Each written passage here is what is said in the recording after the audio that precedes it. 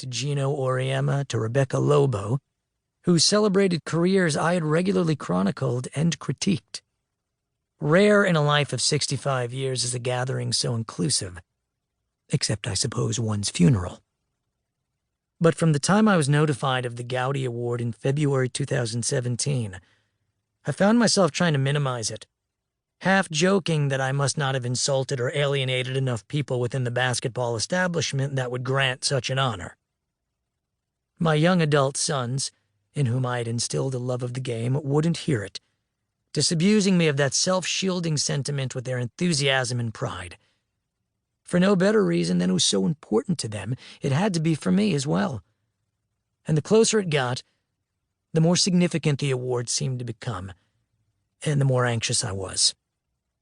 In the days before the event, I compulsively fine-tuned my speech as if the Pulitzer Prize were hanging in the balance. I wanted it to be smooth, entertaining, a story in itself. Of course, manic rewrites were nothing new for me. They were now a familiar, if still unpleasant, part of my established writing process. I doubt that many would have characterized me as shy, even noticeably modest. I was just always most comfortable and happiest in front of a keyboard, alone with my words and my whims.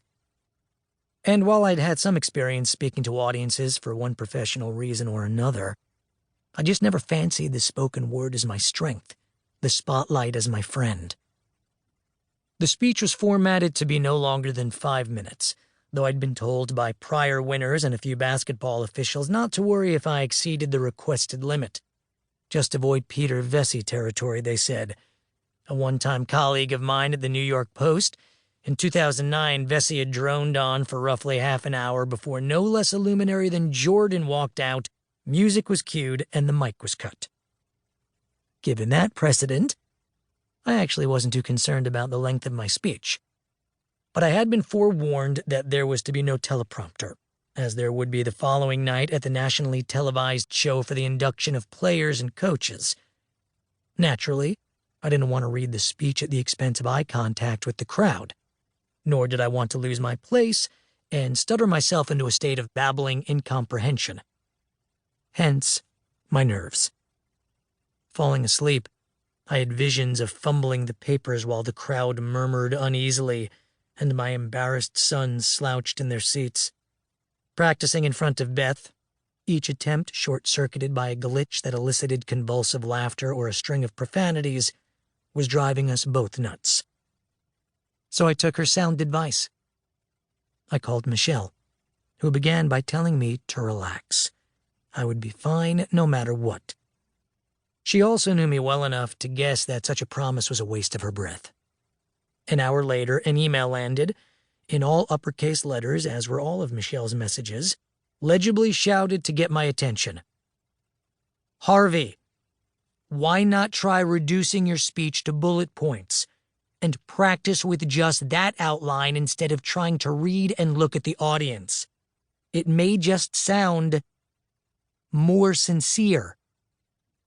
Great idea, I wrote back, and got right to work, grateful as always that Michelle, who had made her living managing and coaching corporate executives, was always happy to hear from me and to help. During my years at the Times and for most of my days in the newspaper business, I had covered all sports, traveled around the world, shared great adventures with too many bright, talented people to count. But there was no one quite like Michelle. No smarter friend. No better mentor. At the crossroads and crises of adulthood, there was no wiser and more trusted elder.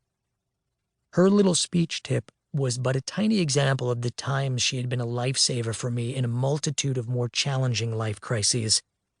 I owed her so much. Come to the Hall of Fame dinner, I had told her weeks before, knowing that without her, it would not be complete. That's a time for you and your family, she said. You are family. I know, but you know what I mean, she said. I did. I also knew that wasn't the real reason why, at 81, 16 years my senior, she declined the invitation. My brief time in the Hall of Fame spotlight began awkwardly,